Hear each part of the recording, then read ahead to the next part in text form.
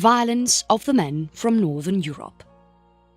General historical opinions about the Viking gravestone is different from that of the reality of the past. Vikings were a temporary threat to the Western civilization. Hostile treatment of the Vikings populace is widely known for the so many evidences available even today as pictographs. It all started and remained for 4 centuries since 9th AD till the 11th, Magyars and the Moors. Vikings were negative, and in generic they are destructive and completely hostile to Francia. Francia was the historical centre of the ancient Europe. The traditional story begins in the historical day of Christmas in 800 AD at Rome. This is the central point of all the early Middle Age events. It can be said as one of the foremost attempts made by the Germans to unite Europe as one unit. It is called as landmark in the struggle. The church and the state were confronting one another. Huge area at that time belonged to the control of Francia. It is from the Danish March to all the way until central Italy. The successors collapsed the empire though. The empire of Charlemagne, which was united once, was shattered into pieces in just about 100 years' time. Some of the parts were tiny and some others were large. All began to operate as autonomous units. Otto I came to throne in 1962, and that is when the eastern parts slowly started to rebuild. His successors contributed quite a lot to rebuild the eastern territories into one big French state. This development reached its climax in 1049 when King Henry III intervened. Papal reform and the Leo IX replacements were significant on the papal throne. Charles' Mage promise for then fulfilled. Rise and the fall of the Carolingian Empire since 9th century till 11th century is the history of Europe, all until the German successors came into power. Viking invaders were considered a destructive force. Over-reliance on the monastic chronicles, the national historians forget the other destructive forces that were on play at the same time in Europe. Internecine wars among those Irish tribes, or even the Anglo-Saxon kingdoms, or even amidst the Frankish populace, were not taken into key consideration, but the Vikings were chosen to be the whipping boys. Traditional focus is completely misplaced. Scandinavian people on the northern Europe must be considered as a whole without pinpointing on the Carolingian Empire alone. Viking civilization. Raw and untamed populace of the Vikings had amazing power. Viking civilization of the northern part of the Europe was strong and vibrant. They had their imitable impact on the people of rest of the Europe. Even in those islands across the seas and oceans, they did had their dominance for centuries together. Harassments by the Vikings along the coastal side of Scotland, England and Ireland prevailed there since 1800s. It was there even before the death of Charlemagne in 1814. That was the indirection for the expansion of Francia towards the northern directions. Northern Peninsula. Vikings came from the Gateway initially. This vibrant community of tribes inhabited North European peninsulas. Baltic islands offshore, the Norwegian-Swedish peninsulas, and the Jutland peninsulas were the entry points. These are the 3 places from where the Vikings originated into Europe. Denmark, Norway and Sweden are these places today. Scandinavia and its northern tip towards Denmark is this route, which was not as thickly as it was populated during the later centuries. Sea-facing countries had the sea in different directions though. West and southwest sea facing Denmark and the Norway faced it from the west. Face of Sweden is towards the east and the southeast. Fjords and mountains of Norway and the thick forests land of Sweden and some central parts of Denmark is from where the Vikings originated, making them to be wild and crude in their mannerisms. Deep water inlets extended inwards into the country for hundreds of miles. Well above the mean sea level at 500 meters height, the place was secured enough and less occupied as well. First and foremost, raids. The Vikings' raids were initially targeting the British Isles. Just like the Roman invaders and the Anglo-Saxon invaders, the Vikings and their deeds during the raids were largely misinterpreted by the hostile press uniformly.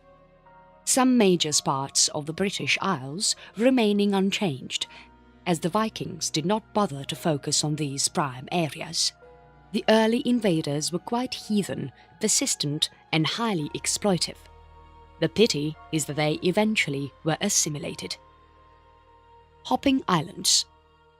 It is important to mention here about the island hopping by the Viking men with land hunger during the 9th century in particular. There was clear inner dynamics in the migration movement. When they start to be settled in Shetland, Ireland is no more an attraction for majority of these settlers. Seamen and farmers wanted to explore and invade further and further in the Western dominions.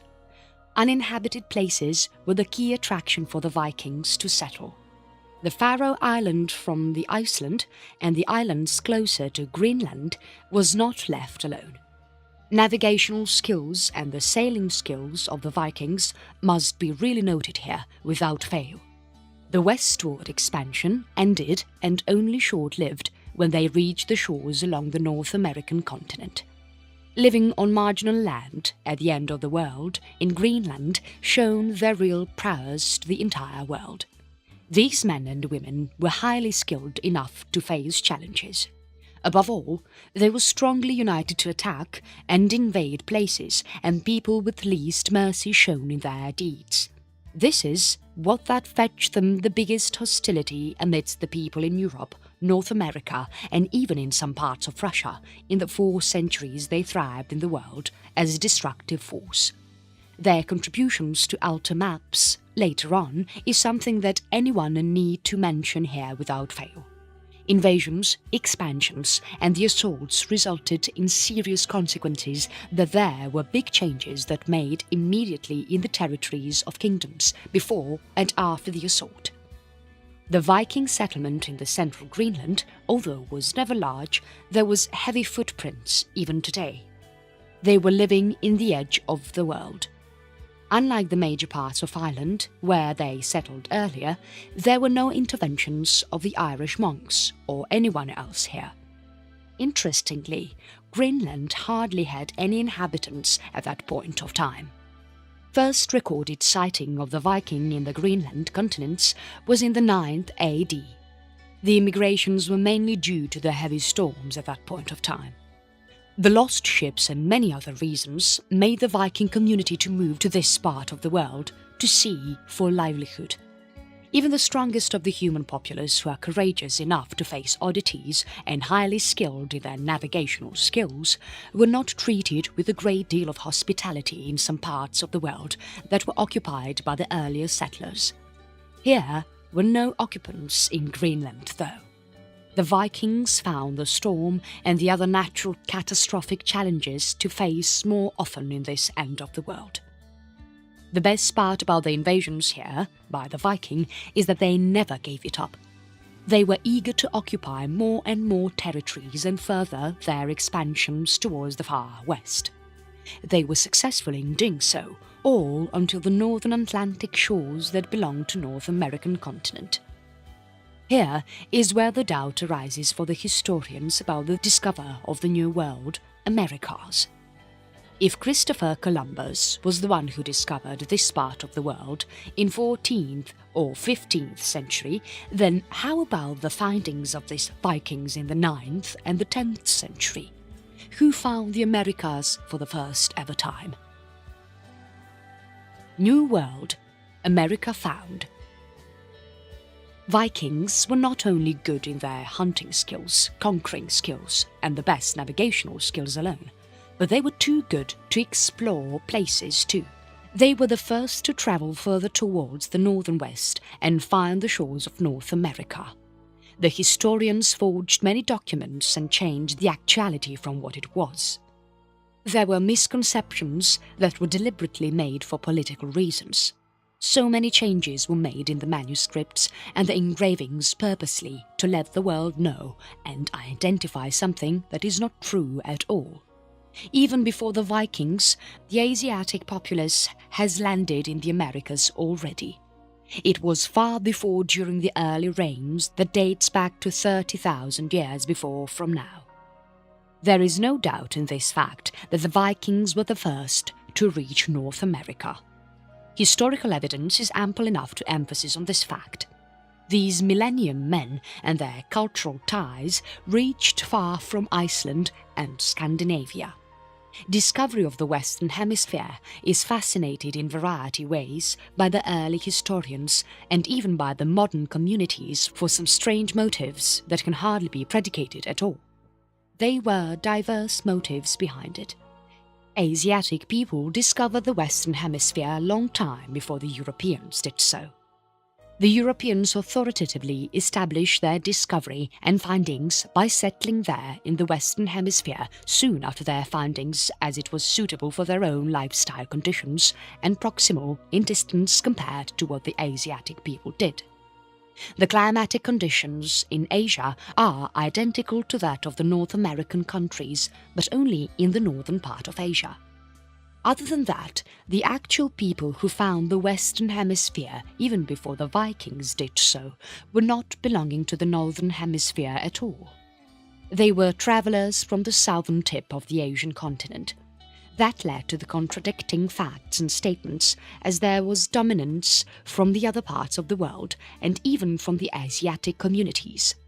Distance is so far from the group that found the Western Hemisphere to find the place to be suitable for living there. Settlers were meagre in numbers. That was the reason why there was a popular misconception that Columbus only discovered the Americas in the 15th century. Columbus and his crew were highly skilled navigators who had some tremendously advanced equipment and tools to face rough situations in the oceans, storms, and so on. Yet the Asiatic during those days did not have anything of that kind, but still managed to reach all until the Americas by one means or the other. Probably they might have had the intellect of the phenomenal standards and the real courage and strength more than what the Vikings had to have accomplished such a feat. Vikings found the North Americas only for the second time, as the history knows it to be, and then comes in Columbus to have rediscovered the country in the later few centuries' time.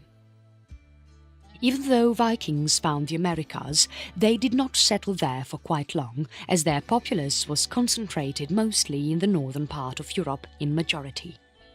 Most of the offers that are coming in today as historical evidence and proofs engravings are only emphasizing on these rare findings in particular.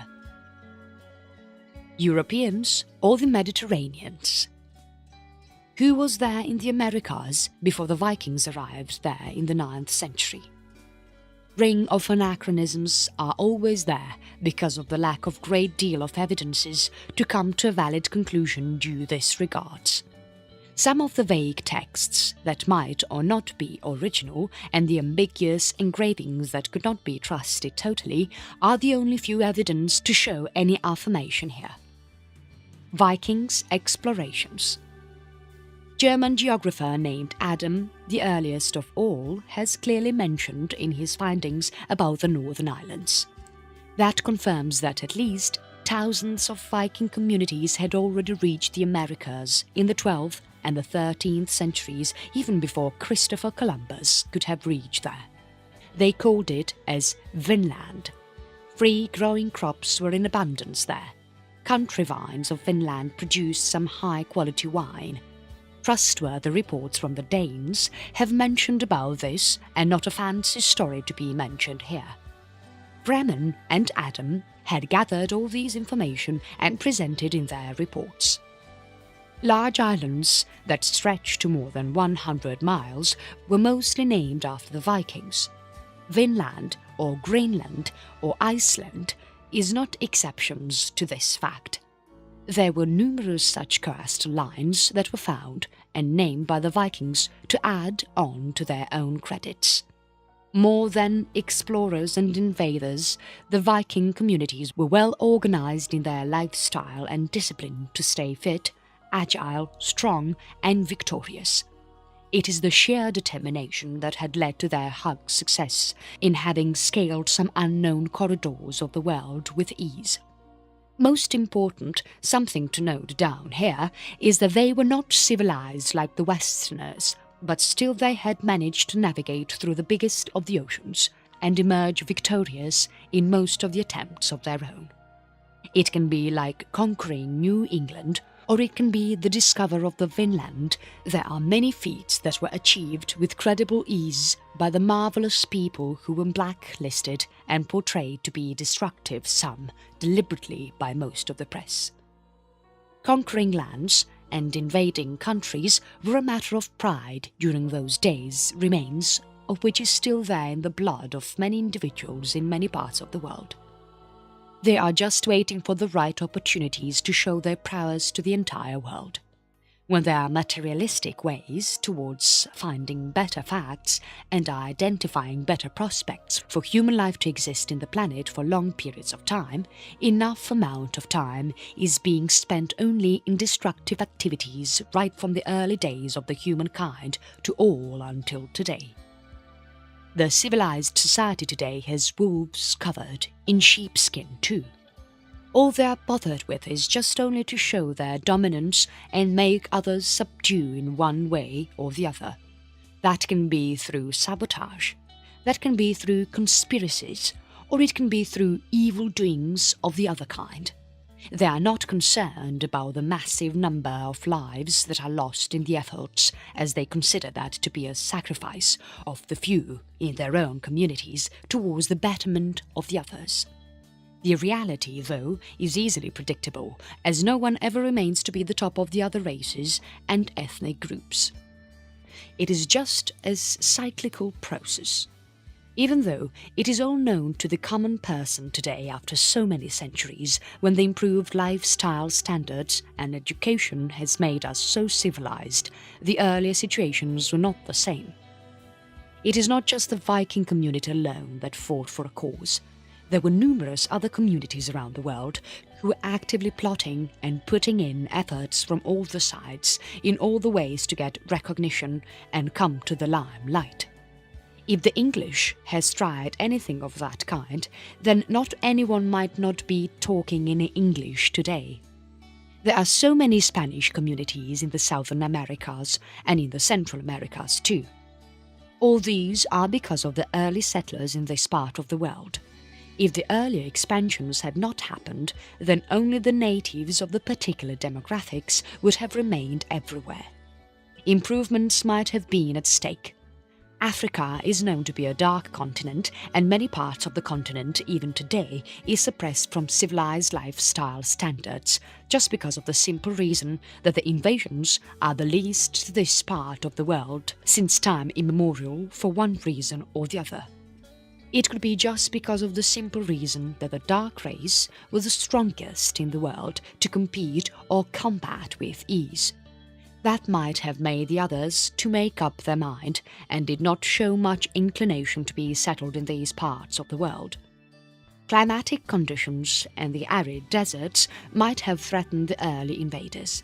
Whatever may be the reason, the invasions did not happen in large scales, and as a result, the connections with the outside world were limited.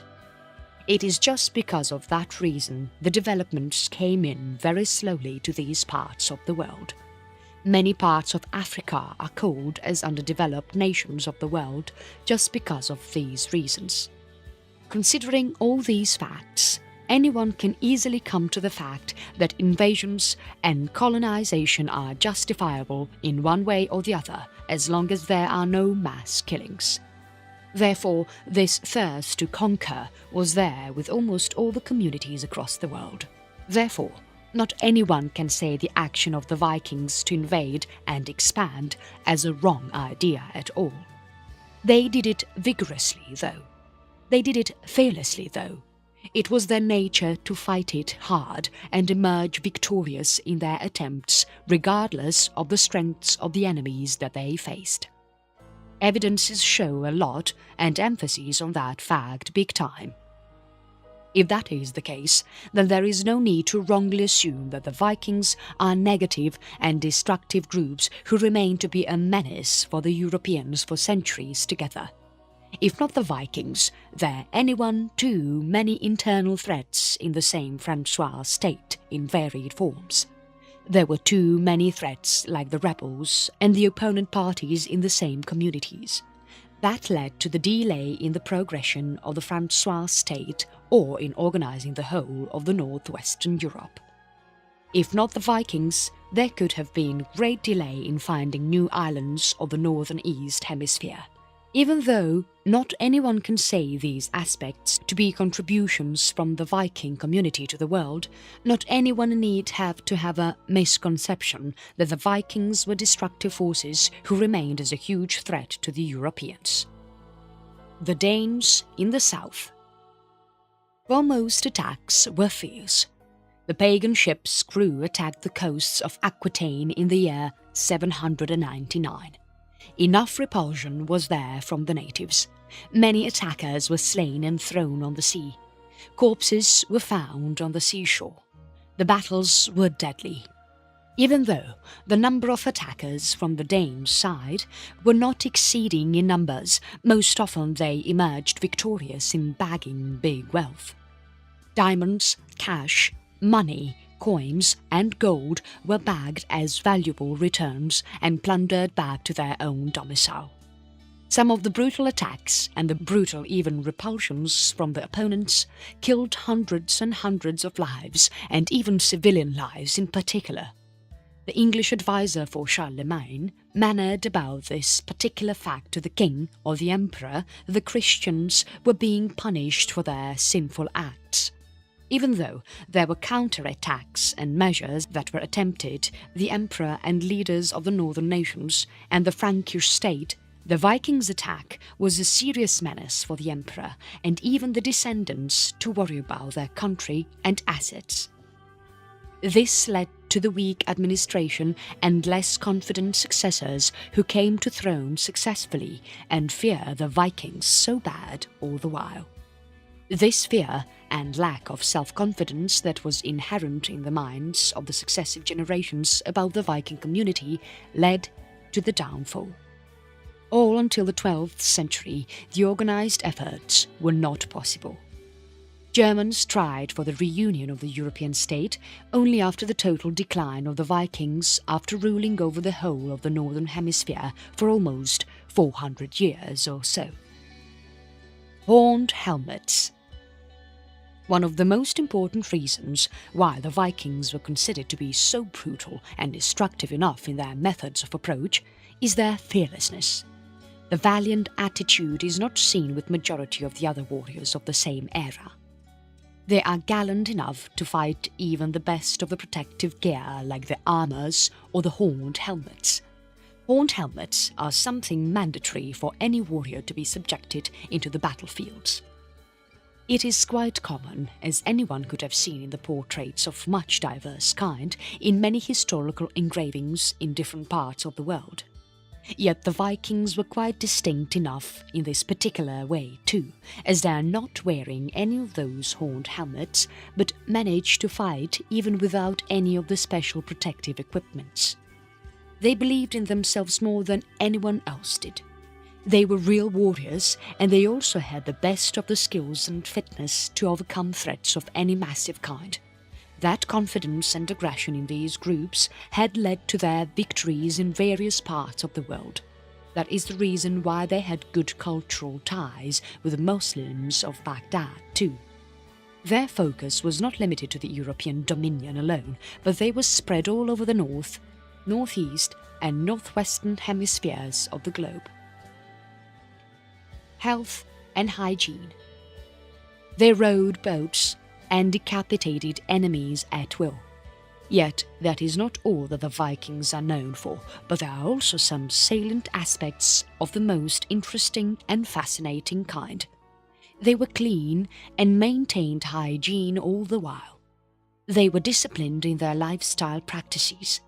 There were razors, combs, and many other animal-made cleaning tools and equipment found on their campsites. They bathed at least once in a week compared to the peer Europeans at that time. Hot springs are their most favourite places to make a shower at once. They had the practice of wearing good clothes without helmets, unlike the Roman and the Greeks, who wore the horned helmets for celebrations and festivities in particular. Technology. People call the Viking communities to be barbarians with less knowledge about the civilization, but that is not a fact either. There were communities that lived with a great deal of discipline and used a lot of advanced gears, accessories, tools and equipment for varied needs of their own. They used a special type of liquids made by their own for their own communities to start fire. Lighters of this kind are highly innovative for that time when there was no discovery of kerosene or petroleum or any other similar type of gasoline to lit lamps. This liquid is extensively used during their ordeals in the jungle or in the war zone, or for many other reasons of the other kind, like threatening wild animals, fighting with the enemies, and so on. That is because they can start fire almost immediately with the strange liquid that they were using. Similarly, there were many medicines that they had in their reserves too. These were some of the rarest herbs that had some miraculous healing powers and not known to the outside world for centuries together about the extensive benefits of the herbs.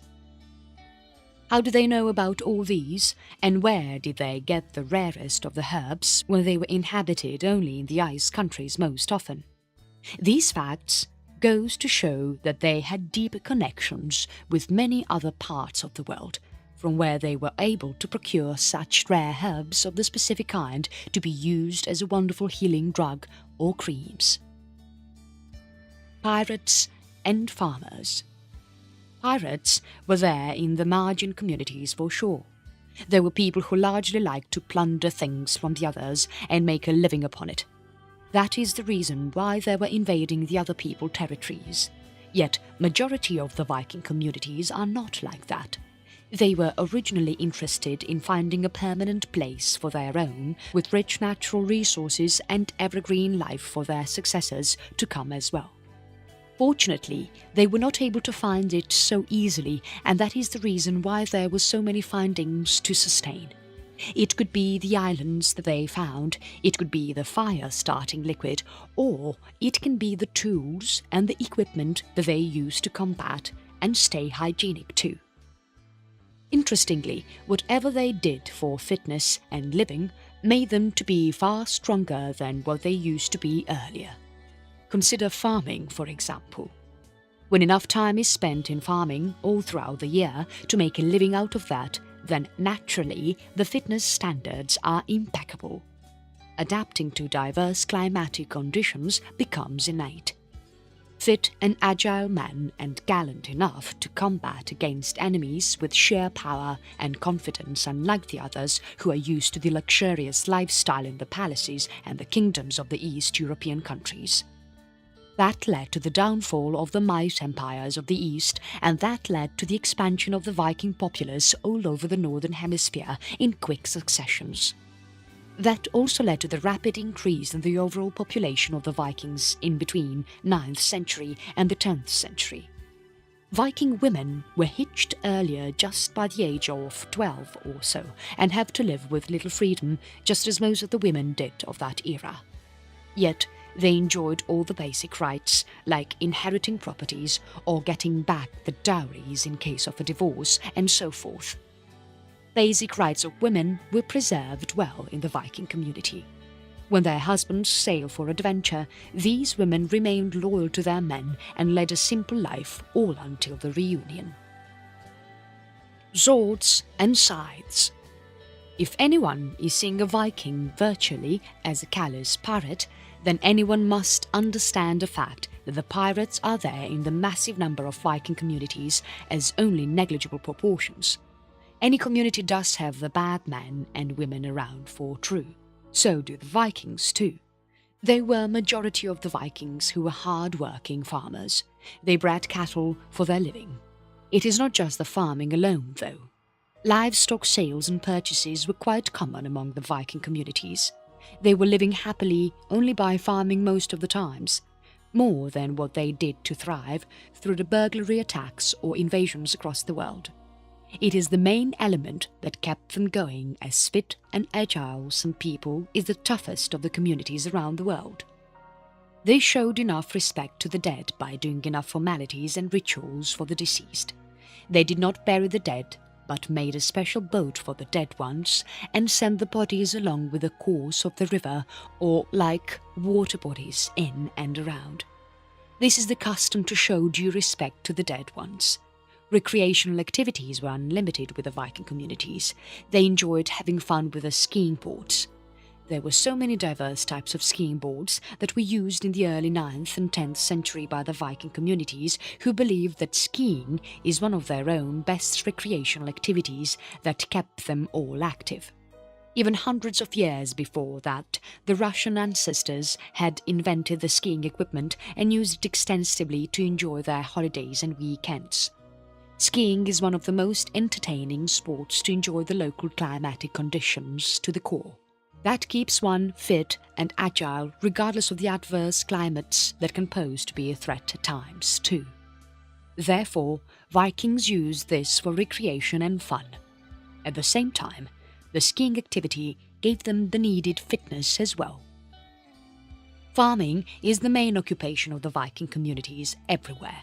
In fact, the major reason why they were kept on moving from one part of the world to that of the other is to look for a permanent domicile where they can settle in peace with enough chances to thrive.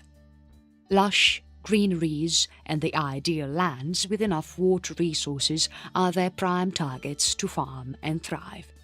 That is the motivational aspect behind all their immigrations from Greenland to Iceland and so many other parts of Europe, all until their findings of North American shores. Vikings and the slave trade. Slave trade in the past is not something that is scarce. Everyone almost was quite inclined to buy and sell slaves. Higher prices were offered to some of the beautiful women out there by emperor and the big nobles and royal men, then women of the Middle Eastern countries and the European countries too. As the climatic conditions were contrasting in both the places, there were not big trade relations that existed between the Middle East and the European countries, for people could not adapt to the hot and humid conditions of the Middle Eastern dominion to go and do sell or buy some of the most beautiful women. Vikings were daring enough to do this job, and they did carry a bunch of men and women in ships to the other parts of the world, including Russia, to sell them for good price. As basically, they were great warriors and pirates. There were so many challenges that Aemon on the way to do the trades, but most of the time they emerged victorious enough with their innate skills to fight and navigate through the rough seas. There was many too of the Viking community who became so rich by doing huge slave trades in the Middle Eastern countries that flourished with great deal of wealth that was already plundered from the Asiatic people. Asia did not have one massive unit like Frankish state to be held as one unit. There were diverse races in the same dominion. Mongolian race was the dominant just only next to the forces of Ukraine and Russia. Other than that, smaller kingdoms were quite too many to not to remain secured and safe. This was taken to be advantageous by the Muslims who remained united in the Middle Eastern countries regardless of the boundary differences. There were only a few Islamic nations in the whole of the Middle Eastern dominion compared to the numerous small kingdoms with rich wealth in the Asiatic countries. Natural vegetations and the resources of gold were numerous in the sadistic dominion. Arts, handicrafts and some of the amazing stones and jewels of the most precious kind were found in some parts of Asia, which were plundered to the Middle Eastern countries by the ancient warriors who had big troops under their control. Moreover, for their services they had loyal slaves bought from the northern Eastern Africans. These slaves were huge and dangerous enough to be a great threat to the warriors in the battlefield. These slaves were purchased for some meagre costs by the Baghdad rulers. These slaves were used extensively to do a great deal of work, including fighting in the major wars. Briefly, it was like hiring labour from one part of the world to use it in the other part of the world for battling with the smaller dominions of the Asian continent and plunder away some valuable gold, diamonds, pearls, and so on. This is why Mohammed bin Tul alone tried to invade one of the Asian countries for more than 13 times during his reign. Like that, there were so many mole emperors who found the Asian countries to be a treasure land to fulfill all third interests whenever they wanted by throwing a battle. It was not easy either. There was big resistance shown by each single king of those nations too. Yet it was not enough for the massive number of troops that were used to attack the smaller countries. Size of those countries was not even up to the size of a state, as a matter of fact. One anonymous authority did not exist to secure the people of Asia altogether. This was taken due advantage by the Middle Eastern communities in the first place. There were special routes made to reach Asia from Middle East through Pakistan. Silk Route facilitated many trades during those days, but that helped the West to achieve the East in particular in the name of trading. In addition, that helped the Mole rulers to plunder away wealth from the Asian countries at will. This is why historians term that route to be a Silk Route to reach Asia from the Western countries through Mediterranean Sea. With that said, it is needless to say about the Vikings' focus on the Middle Eastern countries in particular to do selling and buying of the slaves. They had cultural ties with the rulers of the Baghdad. Some of the beautiful men from different parts of Europe who are fair-skinned were in great demand here for the Afghans and the Arabian kings. They were able to get it as and when they are interested in buying some beautiful slaves. They were ready to pay any price for that. Especially wine is something that is scarce in the Middle East at that point of time, but it was abundant in fine quality in many parts of Europe. This was the next hot seller in the Vikings' trade. They traded in barrels that were plundered from the European wineries. They stole and sold the valuables too. This was the benefit that they were getting out of the invasions that they do often in the smaller parts of the European countries. It all started with the British Isles in the first place, and then there were hopping islands just like that from Greenland to Iceland and even all until the North Americas. This shows how strong as a community they were, scaling leaps and bounds in their attacking career for 4 centuries together. Defense from the Europeans. Charles Martin and Charlemagne were the principal architects who were involved in constructing the best of the defensive mechanisms against the attack of the Vikings. Yet Vikings had 3 elements as pivotal in their attack. That is, surprise attack, speed in their attack, offensive attack is the third rule.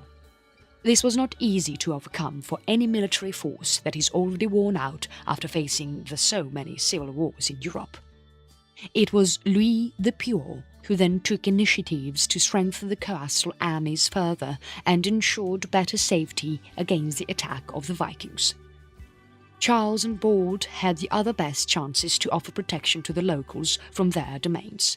It was only in 862 they took key initiatives to counter the Vikings' attacks. All until then, they did underestimate the capabilities of their enemies for more than 65 odd years. Most of the key rivers were taken into key consideration to build fortified bridges to secure the place from attack.